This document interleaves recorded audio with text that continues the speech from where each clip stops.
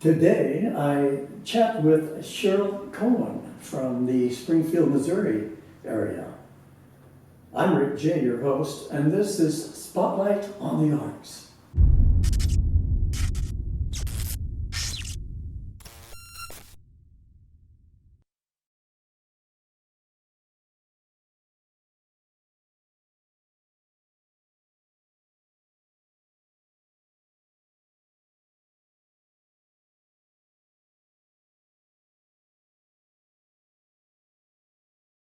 Welcome to Spotlight on the Arts, supported by many worldwide now, shall we say, thanks to you too. We're coming to you today from Capitol Arts Gallery in Jefferson City, Missouri. That's the capital of Missouri, for your history and geographical buffs. So I want to welcome you to the show. And naturally, I hope you will join me in now turning the spotlight on Cheryl Coen, and welcome Cheryl to Spotlight on the Arts here at Jefferson City, Missouri today. Thank you very much for having me. Well, it's a pleasure. Been looking forward to it for a long time now. Well, please join me, if you would, in sharing with the viewers a little bit about Cheryl, your past and family and etc. Etc. Okay. I have loved art ever since I was 10 years old.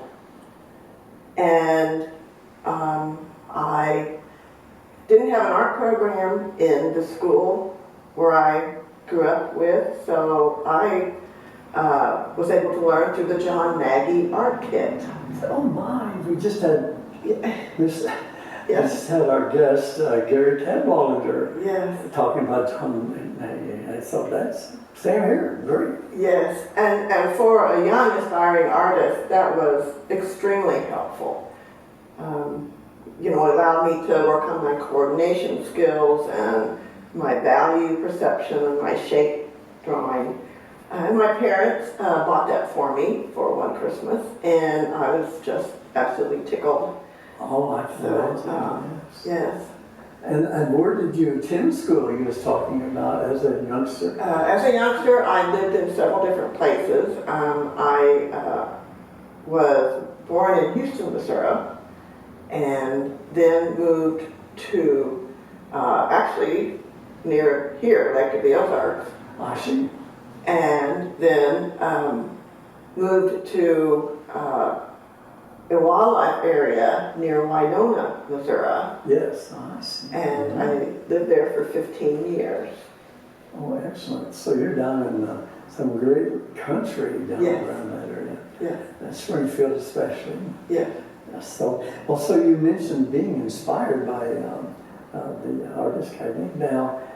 Now later on, what was your main inspiration when you basically came into adulthood, and maybe where you finally saw that you had some talent or some, should we say, skills? Yes. I believe I started like many other children, learning how to handle a pencil and learning how to draw purposefully.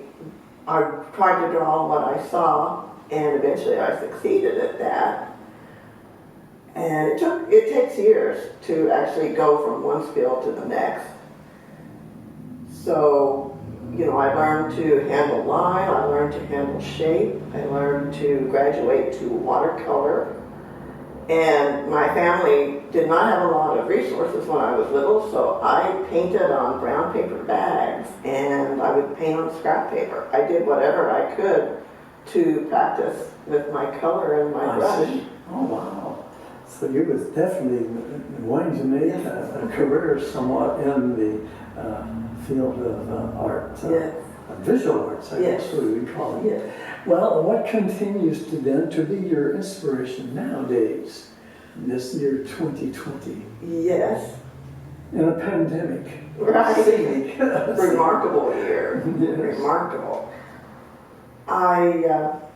After I moved from Peck Ranch, I actually came to Southwest Baptist University in Bolivar, Missouri, where I attended a 4-year undergraduate. Ah.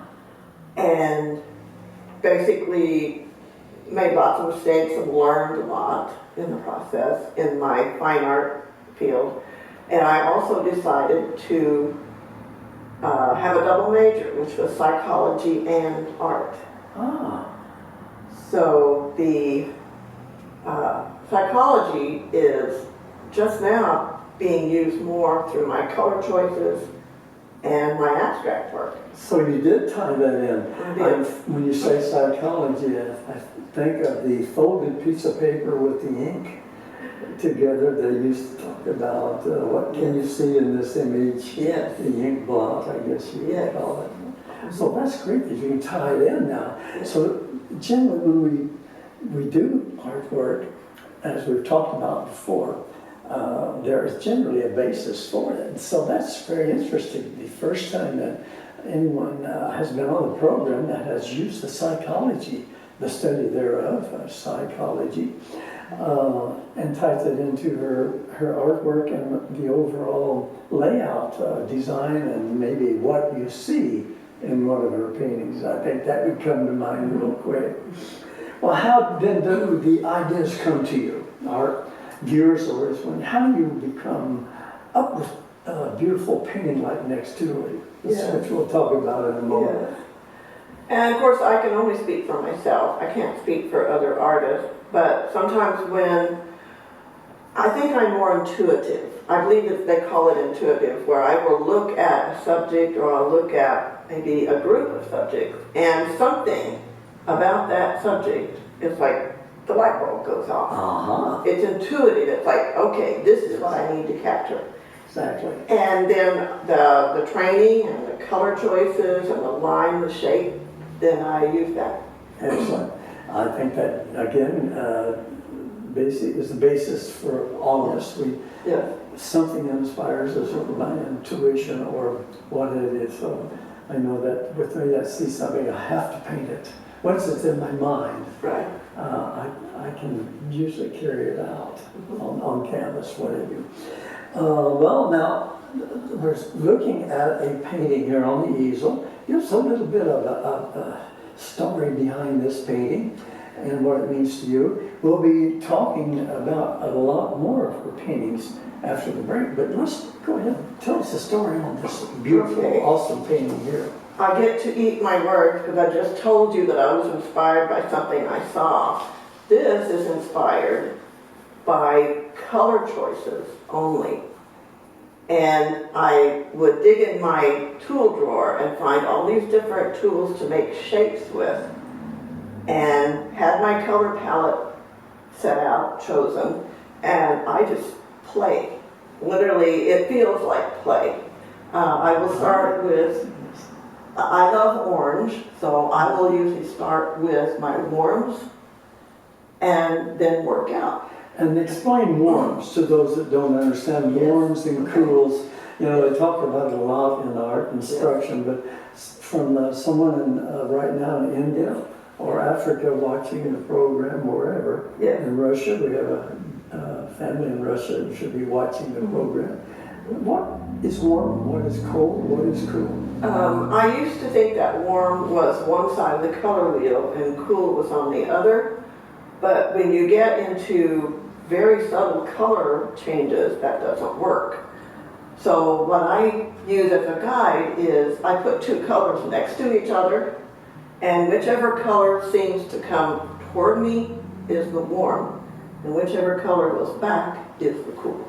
Yes, like the sky at the Yes. lower level, Yes. horizon would be a warm, Yes, and the sun right above, yes, sunset would be the more warmer. yes. Now in this painting, I'm looking, you've spoken of loving reds and oranges. Which would be between the red there and the orange? Which would be the warm and which would be the cool? Or is there a cool? There is. Everything has a temperature change, and right now the orange comes forward the most. Yes. The red is a little bit cooler. It seems to go back. Okay. And the yellows that I have are actually grayed, and so they actually go back, not forward. And grade, for you folks, again, another term, grade. Complementary colors we work with in oils and watercolors, what have you, acrylics. By taking the opposite of your red, which is green, that's called the complementary opposite.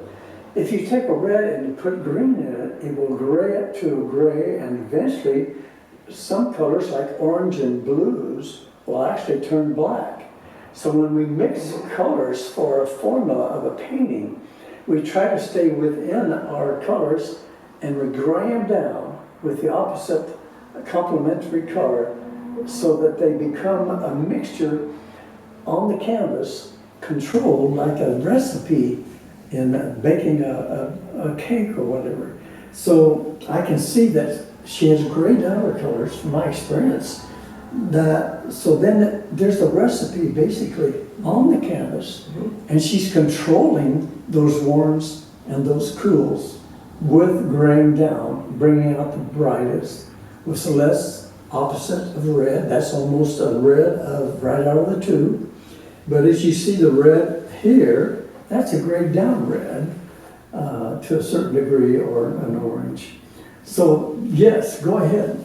And an example of color mixing is, we'll say this blue, which comes forward a little, but not as much as the orange. And I take the blue and the orange and a little bit of red and a little bit of this dark, and this color.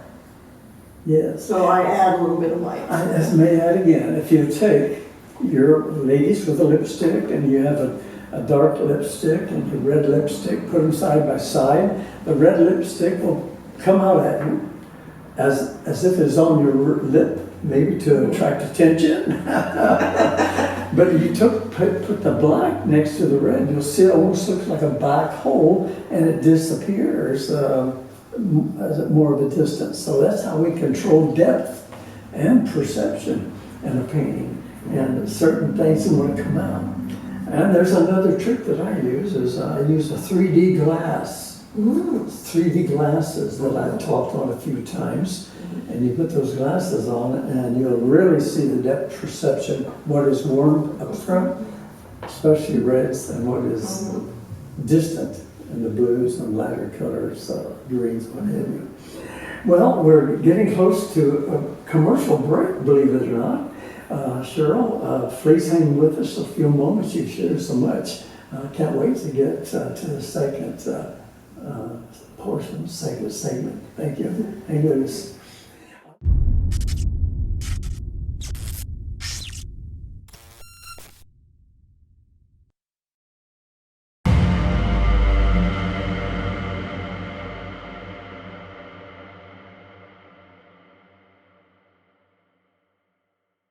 I wanted to share with you all we can here at Capitol Arts Gallery in Jefferson City, Missouri, Missouri Boulevard. They're having what they call Give the Gift of Art from now until about the 19th of December. So if you're in the area or want to drive up to Capitol Arts, there's some great artwork which I'll be showing you here online.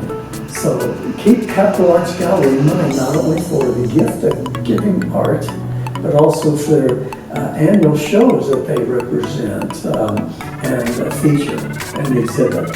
So don't forget, that's at 1302 Missouri Boulevard, Capitol Arts Gallery in Jefferson City, Missouri. Welcome back to Spotlight on the Arts. I'm your host, Rick J. We continue our conversation and chat with artist Cheryl Coen from the Springfield, Missouri area. Cheryl, you have shared so much information and education, what have you, in the first segment. So let's go ahead and continue with your art. It's so outstanding, and so we want to learn more, I guess I can say. Could you start off, please, with any current or past acknowledgments that you would like to mention, more or less to sort of endorse what you've gained with your art? That's kind of basically rewarding to us when we are exhibited. I understand you have paintings at the St. Louis University Hospital. Yes, that is true. I have currently have 16 3-foot by 3-foot large pastel framed paintings there. Yes, Pastels, pastel. very hard to work with. Yes, yes. Okay. Yes. So if you, into the pandemic now, if you end up in the St. Louis University Hospital, please take a look if you feel up to it.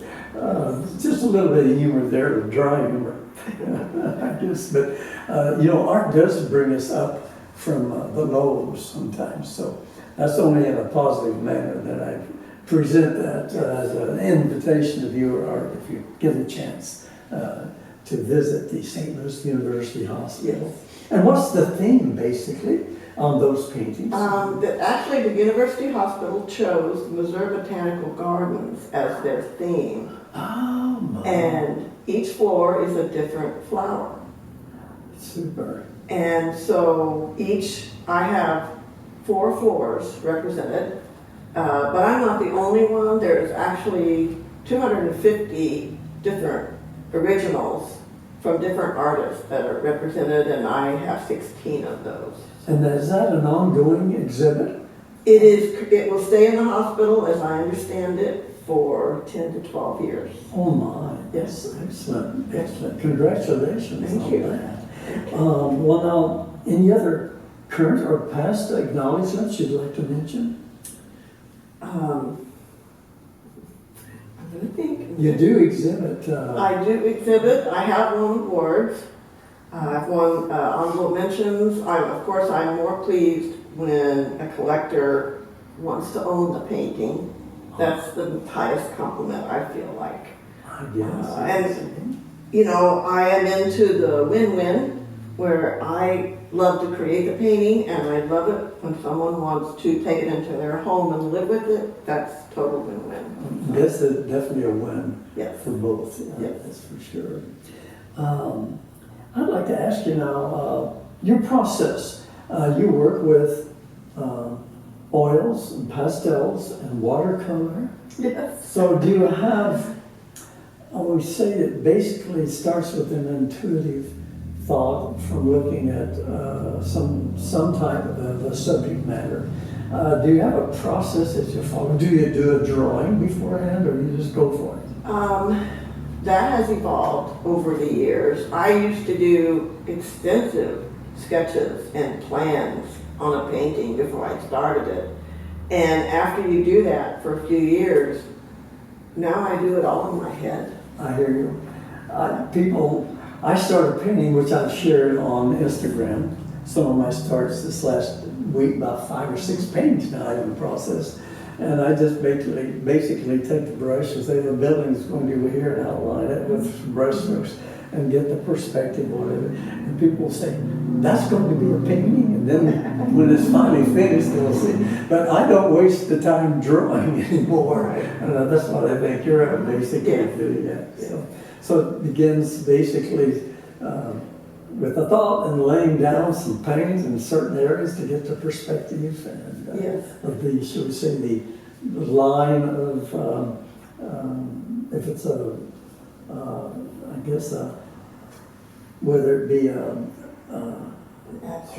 abstract or whatever, it still has, you have to lay it out. Yes, you have to plan a little bit, yes. Well, I know you like these mediums. Which one is your favorite?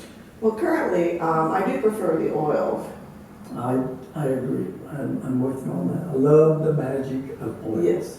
It blends so well, and yes, you can control them. Yeah. So I agree with you 100%. Pastels are hard to work with. You develop, it's almost like you have to build a relationship with pastels. Yes. You have to decide what works best for you. People use them many different ways. And I have to use pastels on surfaces that I have created myself. That's the best way I can use them. And watercolors, I had a young lady from St. Louis there was on, and she does watercolors, and she says basically that watercolors, she loves them, but watercolors seem to think they're in control. That they are. And therefore, it's a little more frustrating. Yes. But worth sometimes yes, the magic of the watercolor is what they present in the Yes. long run, I guess you could say. I think one of the recent things I have learned and have started to incorporate is appreciating the energy and variety of line and strokes you can make. And so when I paint that final stroke, I can appreciate the fluidity and the spontaneity of it. And that fits watercolor. It can also fit oils. Well, now we're looking at an oil. Tell us a little bit about this. We'll be talking about a few more in a moment. Let's go ahead and tell us what's happening here. Okay, this painting was born in my studio one night when COVID was rampaging through the country. This was back in January, February, and I was very, very frustrated and angry because nobody knew how to control it. I went in and grabbed my paints, all the colors you see here, and I just started pushing them around. All of this chaos that is on this canvas came from me, and now it's on the canvas. And represented this COVID-19 Yes. pandemic. Yes. So this is like a war Yes. that you're seeing. We're all fighting. Even today, 76 foot apart, we're fighting to keep healthy and still bring you these programs. So this is the war on the pandemic. That's my visual Your interpretation. visual interpretation is super. I see different things. One lady recently commented it looked like a vase. I see a rooster maybe even at the top. So that's what's great about this, shall we say, this subject matter that you choose to lay down in this fashion. Now, I do landscape, everything's detail. What do you see when you put something as remarkable as this painting together? What do you see? Just colors and I see colors and energy. I see emotion. presenting themselves. Yes. Motion. Yes. Motion of the brush. Yes. If you follow the strokes, Yes. that's the motion of the brush. Yes. When you look at an abstract, look at the brush marks. They tell the story. Yes. Yes, I agree. It's much like handwriting. We each have our own unique handwriting, and this is just another language similar to handwriting. Same way if you slant your letters left or right, that's true. So you have the same thing. That's great that you shared that, because we've been needing to sort of diagnose that in a sense. Well, planned exhibits, pardon me. I have invited you to show a painting in my exhibit. That'll be at the Runge Nature Conservation Center coming up May and June of this year, 2021, unless the pandemic wins again. So the invitation is open, May and June. Make sure you have a painting there, if you would. That'd be great. I would appreciate that. Okay, super. All right. So, any other shows that you are scheduled for, exhibits? Right now, I am in a small works exhibit in a gallery in Topeka, Kansas, called Southwind Art Gallery. And they are small sunsets, but they have many wonderful small pieces. It would be great for the holiday season. If you're interested in art. You're down around Springfield. Yes. There's a couple of galleries in Springfield. Yes. John and Deborah Whitehawk. Yeah. I understand love to present down in that area. Yes. At a gallery. I cannot think of the name of it now. But, still represented. Art is wherever we look for it. Seems like it's going to be there in some form or fashion. Well, let's talk about your favorites. I think, you mentioned a painting called Azaleas of many colors. Now, I raised flowers for myself, sister, and brother-in-law, so the azaleas are one of my favorites. So now looking on the timeline, this azaleas of many colors. Tell us a little bit about this painting? This painting was born in the studio, not a plein air. I used a reference photo, and it is a successful interpretation. As artists, we evolve by trying to personalize as many of those different art movements as we can. We try to figure out what kind of line we like, we figure out what kind of shapes we are drawn to, and which kind of colors that we want to personalize and make our own. And the Azaleas of Many Colors has my personal color palette used in it. And it was very successful, and I was tickled with how it came out. I was invited to have this piece in a home show in Columbia, and it sold. So I feel like it spoke to other people as much as it spoke to me. So I was really appreciative. Oh, now we're looking at peony with dreams, peony dreams. I love those beautiful peonies. Yes. And that was also use of my personal color palette, which is the teals, pinks, lavenders, a little bit of orange. Except that on this painting, I was playing with edges and not thinking that I was creating a dream image, but just playing with edges. And when I got done, I thought, well, this looks like a dream. This looks like something I would wake up to. So. Excellent. I see what you mean. Now, this beautiful, awesome painting is called Flower Frolic. Yes. Frolic. Yes. Frolic. And I think when I paint using bright colors, I kind of regress into a kid again. A little bit of that earlier part of me comes out, and I still am using my favorite color palette, my dark rose colors, my teals, my purples, but I'm using them very strongly. And this was a very small painting. It's only, I believe, an 8x8, and it just creates quite a punch because the colors really stand out. This one also was created with a slightly different technique.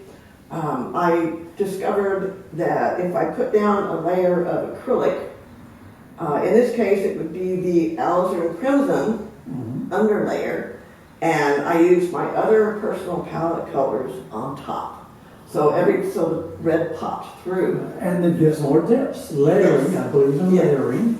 Yes. So it does give more depth. And you can paint oils on top of acrylics, Right. but you cannot paint acrylics on top of oils. They don't recommend it. That would peel eventually. Well, now moving along, feathered peonies. Now I have Chinese feathered peonies. They're ragged on the edges, so Yes. immediately looking at this painting reminds me of those beautiful feathered peonies that I have every spring. Yes. And I actually went to the Springfield Botanical Center, and during May when the peonies were blooming, I set up my easel, I had my little 6x6 canvas, and I painted that on location. So it is, when I look at this painting, I smell the air, I hear the birds, I see the flowers. It's just really turned into a really nice experience. And those peonies have their own smells. Yes, they do. Yes, they do. Yeah, excellent. And this next one, this is interesting. We saw that moments ago. It's renewal. Yes. So we talked about it. We did talk about that. Well, moving on then, the coronavirus war. And that is already talked about that. So, well, thanks, Cheryl. We getting close to closing up. So I know you do commission work. So, Yes, I do. You do accept commissions. Can you give us a little bit of contact info? Yes, I would prefer that people contact me through my email, which is Cheryl, Cheryl, and the last name is Coen, Coen, fineart @gmail.com. Super. Well, thanks again, and Cheryl does beautiful work. So think about a commission or purchase of one of her paintings in the area. On the website, you can keep posted where you can Yeah. see these face to canvas as an onlooker. So Can I give my website address? yes, and your website. The www.CherylCoenFineArt.com, and you can go on there and browse different categories, and I have flowers, I have a few landscape, I have abstract. I have many different sizes and prices and subjects, so you can take a look at that. Well, do you have any closing words for our viewers worldwide, thanks to YouTube?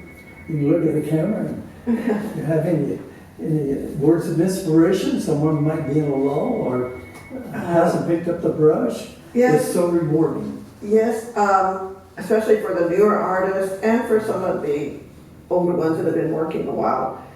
You will not succeed if you give up. You just can never give up. You have to find ways to adapt, to use whatever you have available.